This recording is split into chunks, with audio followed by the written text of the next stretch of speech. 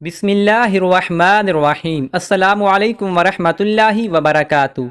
حضرت ابو ہریرہ رضی اللہ عنہ فرماتے ہیں کہ رسول اللہ صلی اللہ علیہ وآلہ وسلم نے فرمایا کہ اللہ تعالیٰ فرماتا ہے کہ جب میں کسی مومن بندے کی محبوب چیز اس دنیا سے اٹھا لیتا ہوں پھر وہ ثواب کی نیت سے صبر کرے تو اس کا بدلہ جنت ہی ہے۔ نبی کریم صلی اللہ علیہ وآلہ وسلم نے فرمایا مومن کا عجیب حال ہے، بلا شبہ اس کی ہر حالت بہتر ہے اور مومن کے سوا یہ کسی دوسرے کو نصیب نہیں کہ اگر اسے خوشی نصیب ہوئی تو شکر کیا اور یہ اس کے لیے بہتر ہوا، اور اگر تکلیف پہنچی تو اس نے صبر کیا، یہ بھی اس کے لیے بہتر ہوا۔ حضرت انس رضی اللہ عنہ فرماتے ہیں کہ نبی کریم صلی اللہ علیہ وآلہ وسلم نے فرمایا صبر تو وہی ہے جو صدمہ کے شروع میں کیا جائے۔ نبی کریم صلی اللہ علیہ وآلہ وسلم نے فرمایا جب کسی آدمی کو کوئی مصیبت پہنچے اور وہ کہے کہ ہم اللہ ہی کے ہیں اور اسی کی طرف لوٹ کر جانا ہے، اے اللہ میری مصیبت میں مجھے پناہ دے اور مجھے اس سے بہتر اس کے بعد دے، تو اللہ تعالیٰ اس کی مصیبت میں اسے پناہ دے گا،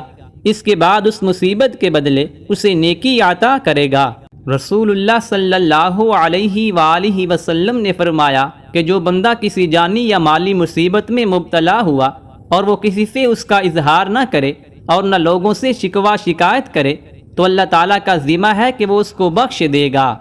حضرت ابو ہریرہ رضی اللہ عنہ رسول اللہ صلی اللہ علیہ وآلہ وسلم سے حدیث قدسی میں اللہ تعالیٰ کا یہ ارشاد نقل فرماتے ہیں جب میں اپنے مومن بندے کو کسی بیماری میں مبتلا کرتا ہوں پھر وہ اپنی عیادت کرنے والوں سے میری شکایت نہیں کرتا تو میں اسے اپنی قید سے آزاد کر دیتا ہوں، یعنی اس کے گناہ معاف کر دیتا ہوں، پھر اسے اس کے گوشت سے بہتر گوشت دیتا ہوں اور اس کے خون سے بہتر خون دیتا ہوں، یعنی اس کو تندرستی دے دیتا ہوں، پھر اب وہ دوبارہ بیماری سے اٹھنے کے بعد نئے سرے سے عمل کرنا شروع کرتا ہے کیونکہ پچھلے تمام گناہ معاف ہو چکے ہوتے ہیں۔